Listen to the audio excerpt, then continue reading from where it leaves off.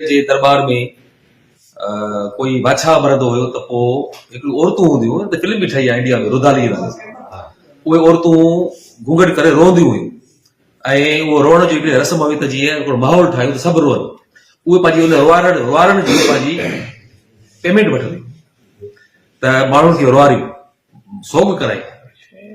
पोइ उहा जेका ॾुखियूं आहिनि जेसिताईं गॾिबियूं कोन इन रस्म खे भञणु चवंदा हुया तो भिटाई साहिब थो चवे त जेसिताईं ॾुखियूं ॾुखनि वारियूं पाण में गॾिबियूं कोन तेसिताईं भञणु न थींदो ऐं पिटण वारियूं पधरियूं हूंदियूं न उनजा गॾु ॻाल्हा जेके न ॻाढ़ा हूंदा आहिनि बाक़ी त जेके हाय घोड़ाकार वारा खोड़ हूंदा आहिनि इन बेत जे जेको बैकग्राउंड आहे उहो इहो आहे त हिन सिंध में हिन शिकारपुर में हिन असां पंहिंजे वतन में सभु ॾुखारा आहियूं असां ते तमामु ॾुखी महिल आहे असां ते सिंधी माण्हुनि ते ऐं असां सभु पतोड़े रहिया आहियूं पर अकेला अकेला सहाफ़ी अकेला आहिनि अदीब अकेला था कमु कनि सियासी कारकुन अकेला था कमु कनि असां सभु ॾुखियूं आहियूं असांखे गॾिजणु ऐं मां इहा ॻाल्हि करे पंहिंजे हिन साईं अब्दुलसलाम जे सथ में आयल साईं जमाली साहिब जे सथ में आयल सभिनी दोस्तनि खे मुबारकूं ॾियां थो ऐं प्रेस क्लब सिर्फ़ु सहाफ़ियुनि जो त आहे ई आहे पर शिकारपुर जे शहरनि जो शिकारपुर जे शागिर्दनि जो उस्तादनि जो अदीबनि जो हिकिड़ो इदारो आहे ऐं सहाफ़ी ऐं अदीब में हिकिड़ी ॻाल्हि कॉमन आहे जेका अॻु में दोस्त करे विया उहो आहे कलम लिखण वारा माण्हू आहियूं कलम धणी आहियूं ऐं असां सभु लिखूं था ऐं लिखण जो हिकिड़ो ई मक़सदु आहे त असांजो समाज असांजा माण्हू ऐं असांजो इशूज़ आहिनि उहे हाईलाइट थियनि ऐं बिल्कुलु साईं सलाम साहिबु सही ॻाल्हि कई त कुझु गुज़िरियल वक़्तनि में हिकिड़ो गैप रहियो आहे सिंधी अदबी संगत में ऐं प्रेस क्लब में उहो इनशा ताला हाणे असां गॾिजी करे हुनखे ब्रिजअप कंदासीं त अदीब ऐं सहाफ़ी गॾिजी करे कमु कनि ऐं मां 2007 में सेक्रेटरी थियो हुउसि वरी हाणे ॿीहर चूंडिजी आयो आहियां सो कोशिशि कंदासीं त असां अदबी संगत खे असांजे अदबी संगत जी जेका थींदी आहे दस्तूरी गॾिजाणी थींदी आहे जंहिंमें असांखे नौजवाननि खे या जेके शामिल थींदा आहिनि उते पंहिंजी शइ पढ़ंदा आहिनि शेर कहाणी तख़लीक़ पढ़ंदा आहिनि उन ते टिका टिप्पणी थींदी आहे तनक़ीदी हिकिड़ो क्लास हलंदो आहे उहो असां ज़रूरी हूंदो आहे हर 15 ॾींहं कंदा आहियूं पर असां हाणे चाहियूं था त असां हिनखे अवामी तौर ते खणी अचूं अदीबनि खां सवाइ शागिर्दनि वटि तालीमी इदारनि में प्रेस क्लब में ॿियनि पंहिंजे इदारनि में खणी वञूं अदबी संगत सिर्फ़ु हिकिड़ी बंदि कमरे जी तनज़ीम न हुजे ऐं हिकिड़ी अवामी तनज़ीम थी वञे ऐं मां जेका एजेंडा खणी आयो आहियां ख़ासि तौर ते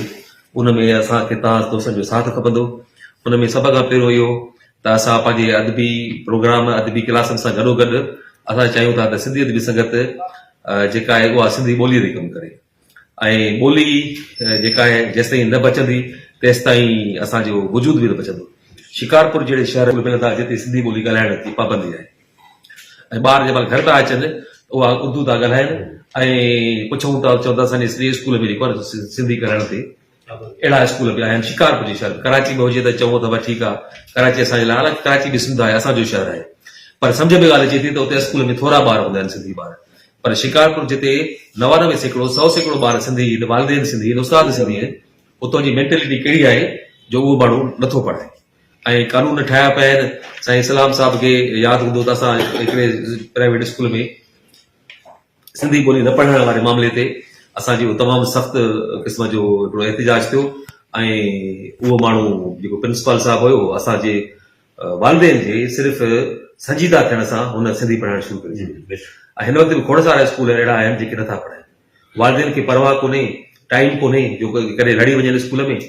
सो असां चऊं था त असां इहा झंडो खणंदासीं ॿोलीअ जो तव्हांजो असांखे साथ खपंदो लखीदर ते बाज़ार में शहर में इलाही माण्हू आहिनि जेके माना उर्दू में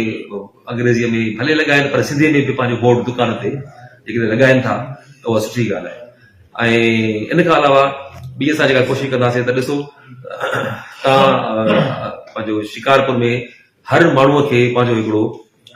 ऑफिस आहे हिकिड़ो थाक आहे हिकिड़ो पंहिंजो हिकिड़ो ठिकाणो आहे ऐं ॾाढी ख़ुशी थींदी आहे त हीअ असांजो इदारो आहे जेको सहाफ़ियुनि खे जो हक़ आहे जीम खानो आहे